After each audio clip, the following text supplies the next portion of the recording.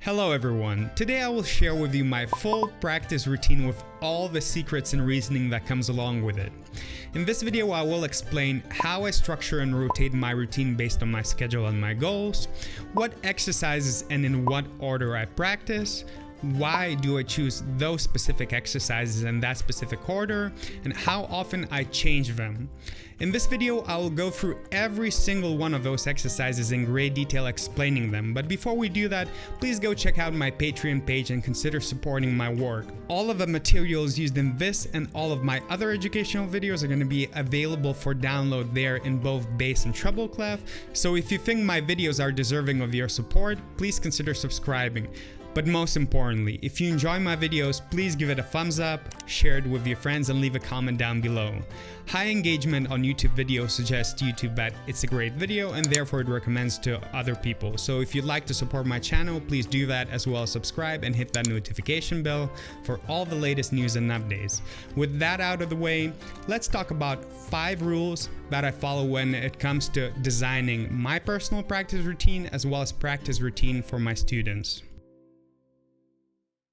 Every quality routine should have a very clear logical structure. There's a good reason why no players start their day of practicing with triple tongue. You want to make sure that your routine starts with something pretty simple and it gradually becomes more and more complex in both exercises and their application. This will ensure longevity and consistency in your practice. It is extremely important that your practice routine covers every single technical aspect of brass playing. The biggest difference between a good amateur and a professional brass player is that a professional brass player is not going to have any holes in its playing, as well as all the skills are going to be consistently at a similar level. Having a versatile practice routine that covers every single technical area of brass playing is going to ensure that you'll be able to reach that highest tier of brass playing. Your routine should consist out of appropriate exercises. They should be presenting you with a challenge every single day that you practice, but those challenges should be designed for you to overcome and not to fail. This will ensure not only the most efficient progress, but it will also give you a progress that is very predictable, which is going to be very motivating and comforting to know. Time management within your practice routine and within the full day of playing is extremely important. If you're starting learning brass instruments, the vast majority of your time is going to be dedicated towards exercises and techniques. The more advanced you get, the more time you will be spending on pieces. If you're somebody like me who has playing commitments to their work, or in your case it might be a school or university, you'll want to make sure that vast majority of your daily practice goes towards the required materials, like pieces for example. This is where managing your daily practice time will become very important. Now, managing time within the practice routine is something that's going to be determined on your skill set. If you have a fantastic flexibility, naturally you'll spend less time practicing your flexibility. And if you have tongue that you'd like to improve, you'll be spending a little bit more time within your practice routine towards practicing tonguing exercises. This is going to be very important if you were ever to become a professional brass player, since time management is a huge part of what we do as professionals. Last but not the least is setting long and short-term goals. So long-term goal would, for example, be this year I would really like to improve my register. Now, short-term goal would be what am I going to achieve within my practice day in order to contribute to my long-term goal. Having clear, achievable goals is going to ensure that your playing is based on functionality rather than motivation, which comes and goes, which is going to ensure that you're going to be able to sustain your playing for many, many years to come. With that in mind, let me walk you through for my own personal routine. I will explain the things that I take into consideration when designing my routine, and maybe you can implement some of those ideas as well as exercises to your own personal practice. When it comes to structure, I change my practice routine once every 6 months. Once in January and once on July.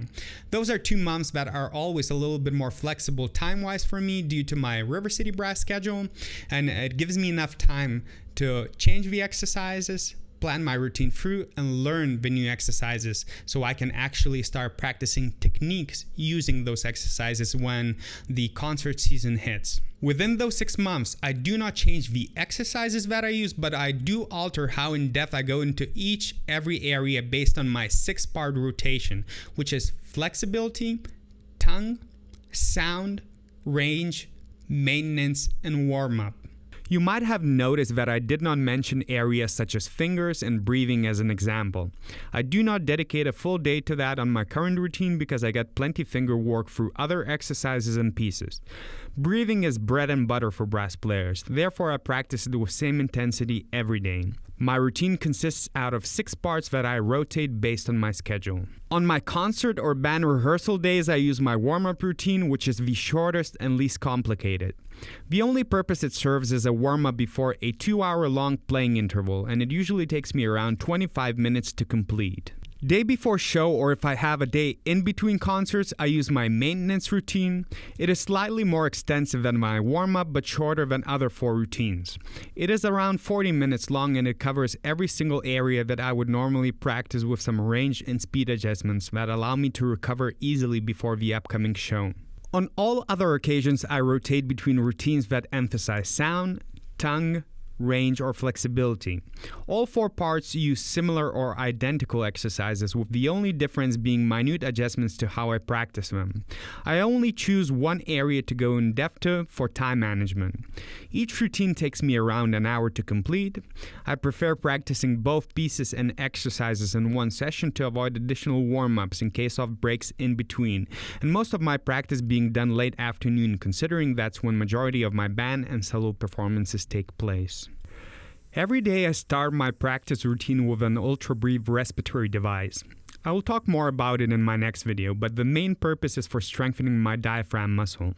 I take 25 breaths with it before every session with the exception of my warm-up routine, where I only take 10 breaths to save up some stamina for an upcoming concert or rehearsal.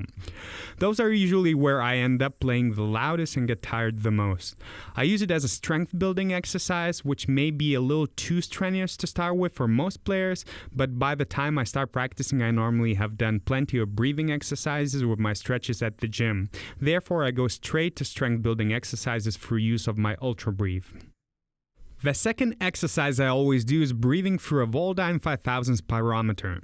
The goal here is to practice utilizing a fuller lung capacity through optimal engagement of my diaphragm.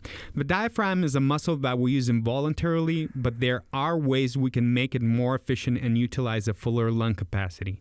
Like the Ultrabreathe, I take 25 breaths each session with exception of my warm-up routine, where I take 10 instead to save energy. The next video will be dedicated towards breathing, so I will talk more about these devices, but check the description box down below and you will find the links to them on Amazon if you're interested in acquiring one yourself. The third exercise I always do is both free buzzing and buzzing with my mouthpiece. I find this exercise to be the best in my arsenal for sound projection and building embouchure strength. The reason I free buzz going up and use my mouthpiece on my way down is because naturally I play with a bit more open aperture when my embouchure has the mouthpiece surface against it. However, the goal is always to make sure the vibration is being created through sealing my lips with use of my facial muscles and using the mouthpiece surface as a secondary aid to add that extra millimeter of space between the lips for a huge sound. There's no better exercise in my opinion to strengthen facial muscles and learn how to rely on them to seal the lips instead of excess pressure from your mouthpiece than free buzzing. However, in order to free buzz you will have to keep the aperture space smaller and risk getting used to a smaller embouchure than you should when playing on the instrument. I find that free buzzing my way up a scale gives me enough resistance to fully engage my embouchure, while using the mouthpiece on my way down allows me to relax and avoid shedding the space too much. The secondary purpose of this exercise is getting blood circulation around my lips. Whenever I free buzz and switch between upper and lower registers, I get a very nice sensation around my embouchure that is caused by blood rushing into that specific area. The third purpose of this exercise is intonation. I always play this exercise with a drone so I can start engaging my ears and get focused on listening to the pitch before I even get a hold of the instrument.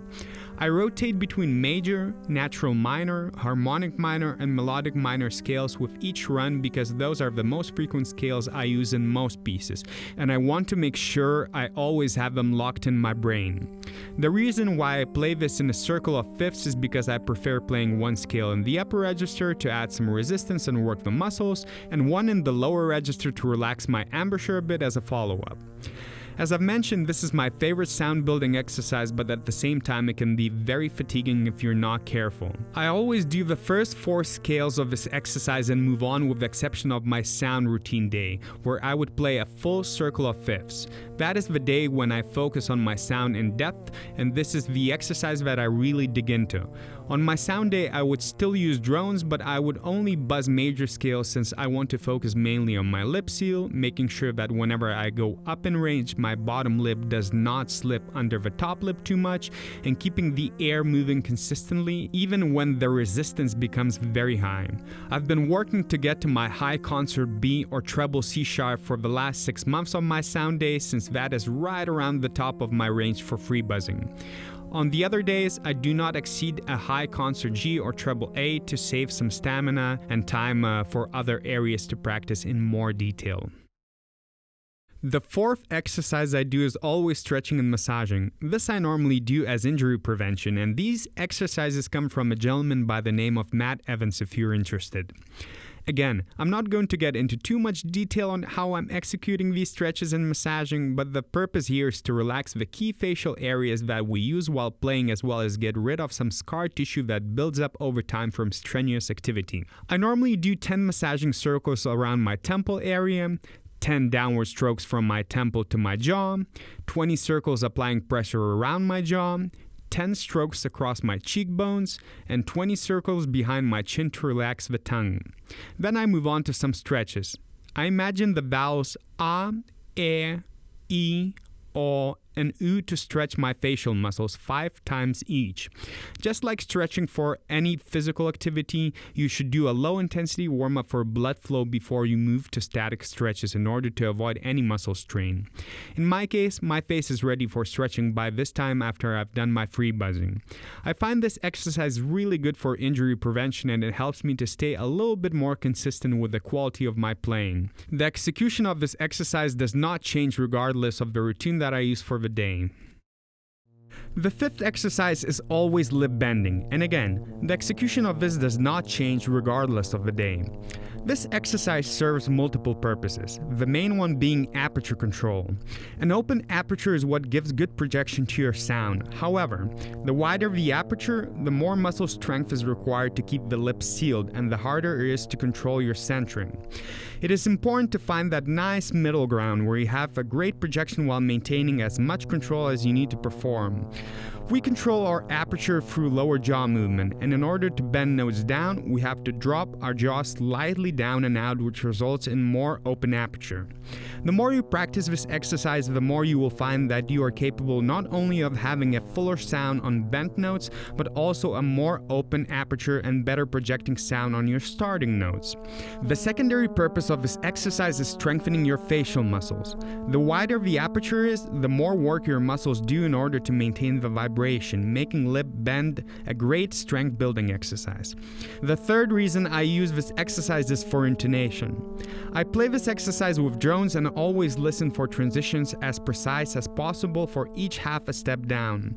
I normally bend 4 half steps down for each note and play each note of concert B flat or treble C major scale as starting notes. You could go both higher or lower than that for some additional resistance or relaxation benefits, but I find that octave to be enough to get my jaw working, as well as I can always add an extra half step down to further progress the line.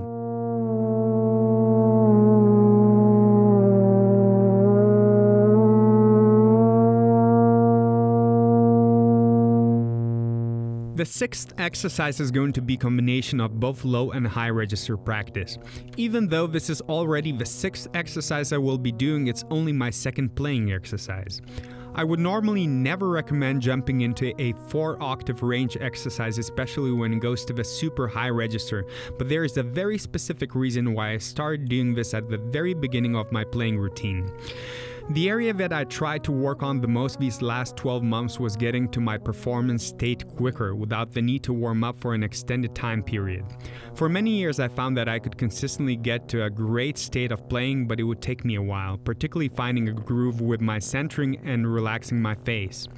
With my work schedule, I would often end up not having enough time to warm up properly before shows, or in other cases I'd warm up too long, considering I would then have a 2-hour-long show. This exercise presents all the challenges I named prior and more.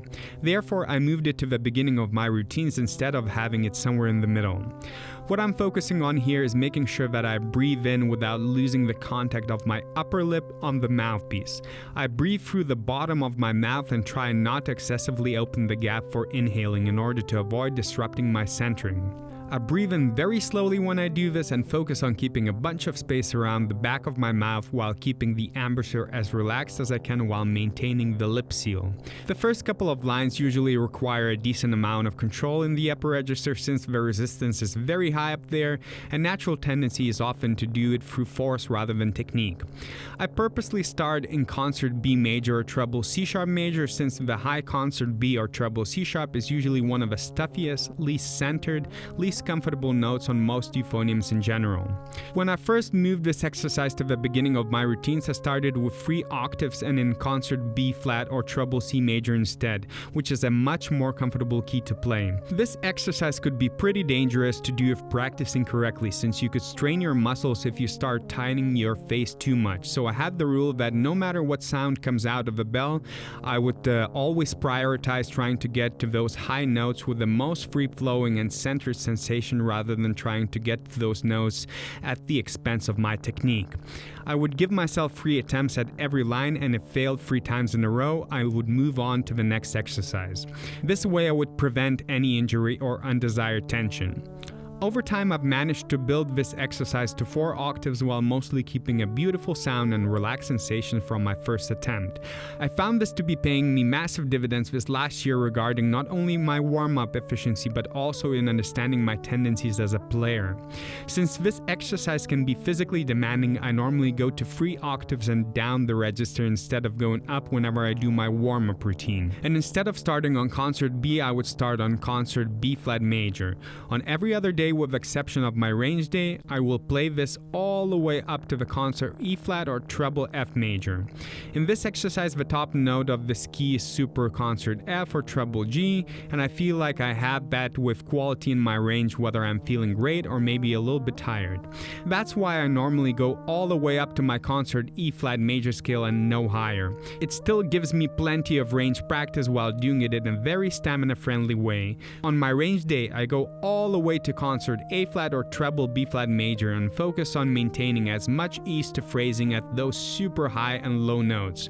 This is because my goal is not to necessarily squeeze out a high note, but to make sure it becomes functionally usable to where I could apply it in my performances.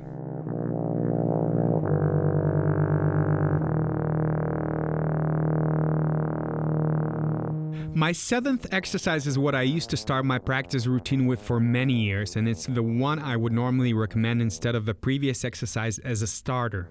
Unlike the prior exercise, these chromatic patterns go up in range in much more gradual, linear fashion.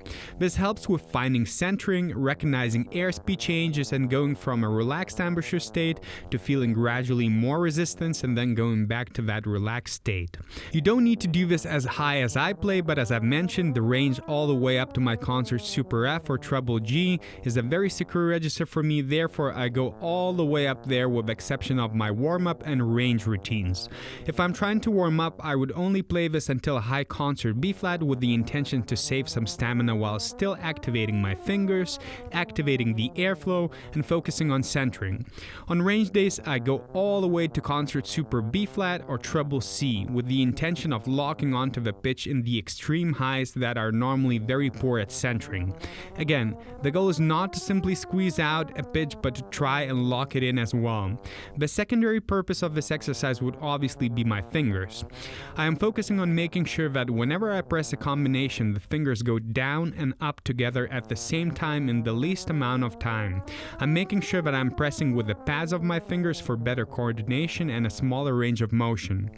I'm also trying to make sure that whenever my fingers come up, they would not lose contact with the valve tops or at least barely lose contact. This is usually most relevant with the third and fourth fingers, since the third is the weakest and least coordinated finger, while the fourth is usually facing some ergonomic issues. I'm particularly aware of this as I have shorter fingers and sometimes the fourth finger slips away from the valve top.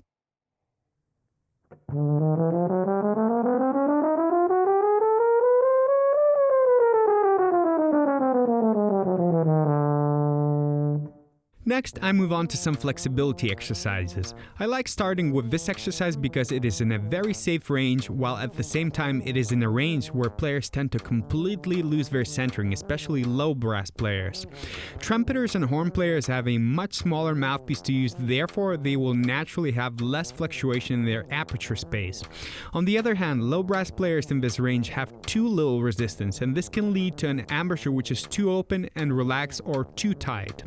This can be deceiving because this range allows to create a good projection and sound quality with these technical flaws. However, a good indicator for this lack of control in your aperture would be poor flexibility on an exercise like this.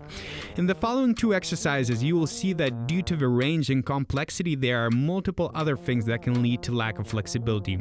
However, in this case, it is very straightforward. I'm trying to ensure my embouchure stays relaxed while keeping it flat and not allowing any air to go between my teeth and gums. I tried to rely on the back of the tongue doing most of the work, changing the airspeed, while leaving the movement in my jaw and lips simply as a secondary assistant. On each routine with exceptional flexibility, I only do this exercise once at 80 beats per minute. I use a metronome to track my progress and to train quick breaths as a secondary goal outside of centering and airflow. I try to make sure that whenever I take a breath, I don't lose contact with my mouthpiece. I don't open my mouth too much, which can affect centering, and I don't try to take the fullest breaths possible. I focus instead on staying relaxed and composed with whatever amount of air comes in during my quick inhale, as that's the amount I will play with. On my flexibility days, I practice this exercise much more by playing it 10 times. I would start at 65 beats per minute and increase it by 5 clicks with every time I start over, finishing at 110 beats per minute. The reason I don't go over 110 beats per minute is because whenever I go to the last couple of finger combinations, I start losing clarity on those bottom notes, and the goal is to always be consistent through all the ranges.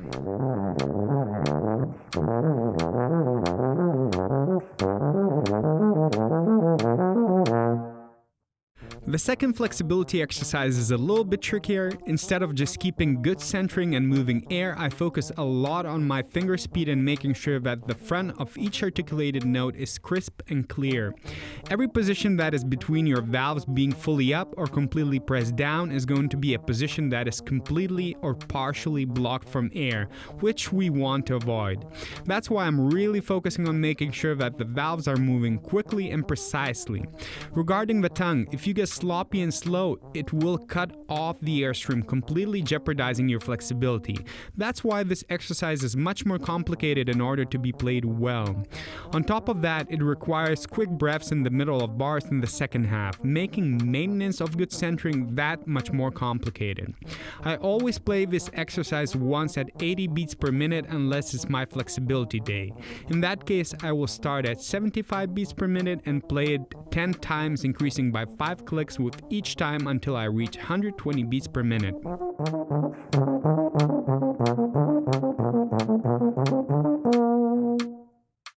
The last flexibility exercise is easier in the sense that it involves less finger and articulations, but it is much more complicated regarding your control of centering, consistent airflow, and correct airspeed. In order to go all the way from middle to high to low registers without articulating or stopping to reset, you will have to be good at manipulating your airspeed. However, with each line, the exercise starts involving more and more jaw movement and less movement with the back of your tongue to control the airspeed. speed. The conception of dropping pitch steeply down and dropping your jaw down and out is not that complicated to learn by itself. However, it starts becoming more and more complicated as you start increasing speed and mixing different ranges back and forth. The downside of controlling airspeed with your jaw is an increased risk of losing the centering and constant connection with your mouthpiece for good airflow. Therefore, whenever I'm playing this exercise, I focus a lot on my aperture being centered as much as possible in the mouthpiece. I'm also being very careful about not losing solid contact with the mouthpiece when I start going downwards from the highest note towards the bottom note, while at the same time trying not to do so by pressing the mouthpiece into my embouchure. I play this exercise once at 110 beats per minute on all days except the flexibility day. The reason I choose this tempo is because it allows me to play everything in one breath for most part while still being slow enough to work on precision and accuracy. On flexibility day, I play this exercise 10 times starting at 110 beats and increasing 10 clicks with each restart until I reach 200 beats per minute.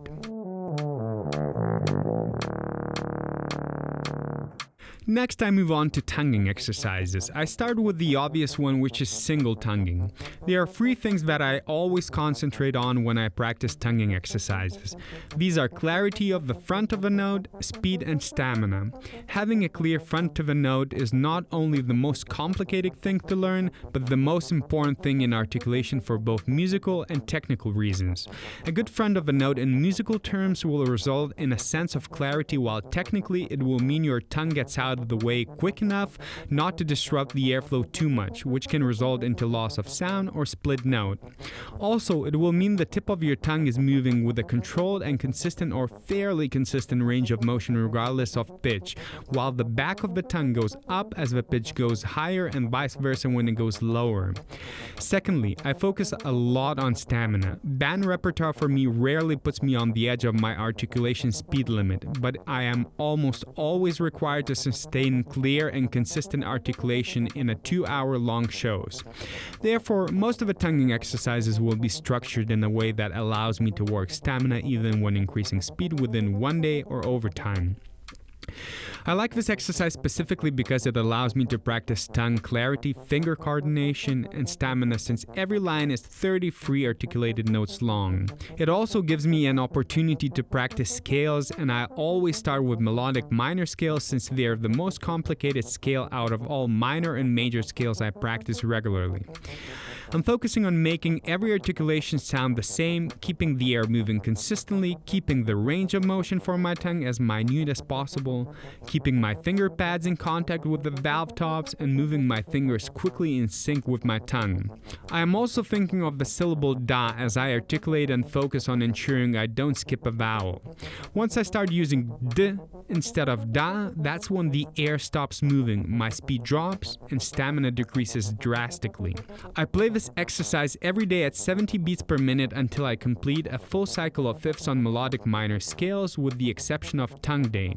That's when I would start at 70 beats per minute and increase 4 clicks with every scale until I finish my cycle of fifths at 116 beats per minute. I can sustain my single tongue for groups of 33 notes, topping out around 125 beats per minute with a good quality, but I find that normally I start double tonguing at around 120 beats per minute anyway.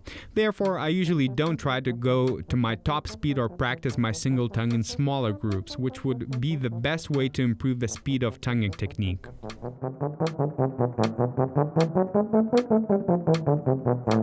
As a follow-up, I move on to triple tonguing. The same focus points here. I'm looking for consistency and clarity of the front of the notes in each triplet group, even the one that's on the weak syllable. This exercise contains 16 groups of triplets, which obviously makes it a stamina exercise once again. I use da-ga-da as my preferred syllable combination. I find it slightly easier to maintain consistently and clearly compared to da-da-ga, but that's an option based on your preference. I'm once again playing playing a cycle of fifths, this time in harmonic minor. I will normally play the whole thing through at 70 beats per minute with exception of my tonguing day. That's where I would start at 70 beats per minute, adding 3 clicks with every single scale until I complete the cycle at 103 beats per minute. You will rarely find triple tonguing sections that long in pieces with exception of some Arbon Air and Vary pieces as well as probably a couple of other solos. So I don't try to get much faster than that with a groove this long and rather focus on clarity and consistency. Next I move on to shorter groups of triplets. The same focus points here except slightly more emphasis on speed while still working the stamina. This exercise would not be included in my warm-up routine since that routine is not about practice. On all the other routines, with the exception of my tonguing routine, I play this exercise at 90 beats per minute until I complete the cycle of fifths in natural minor scales. On my tonguing day, I continue from the previous exercise and add a click with every scale starting at 104 beats per minute and finishing at 115 beats per minute.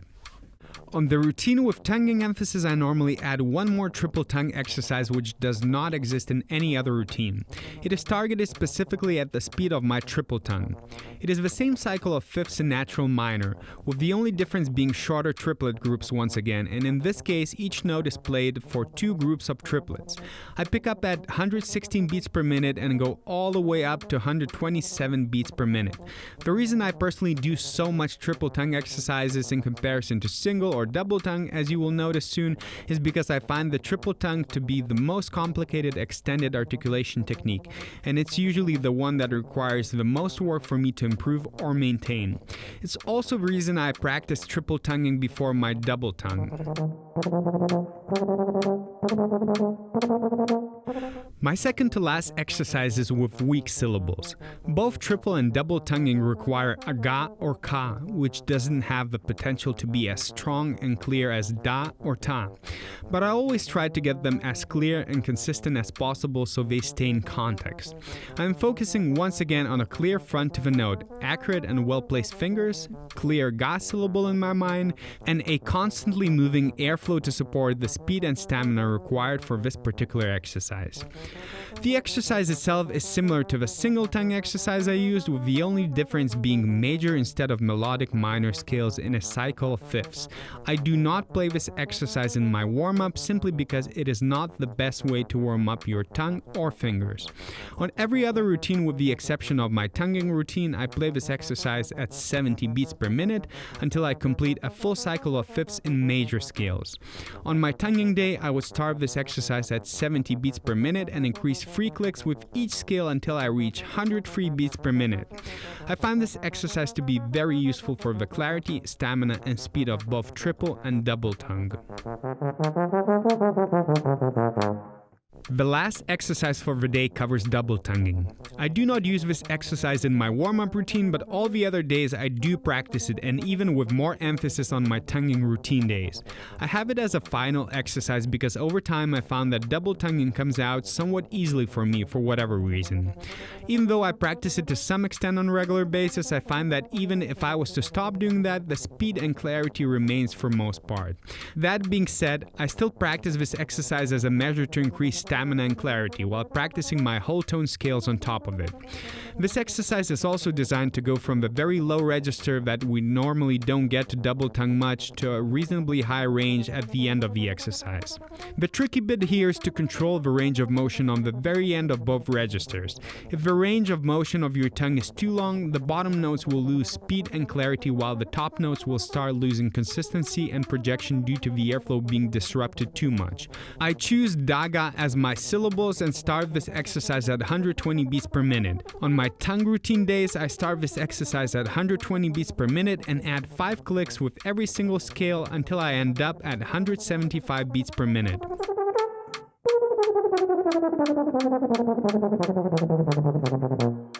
Thank you very much for watching. Hopefully you found this video useful and informative. If you're interested in online coaching, you'll find my contact details down below in the description box.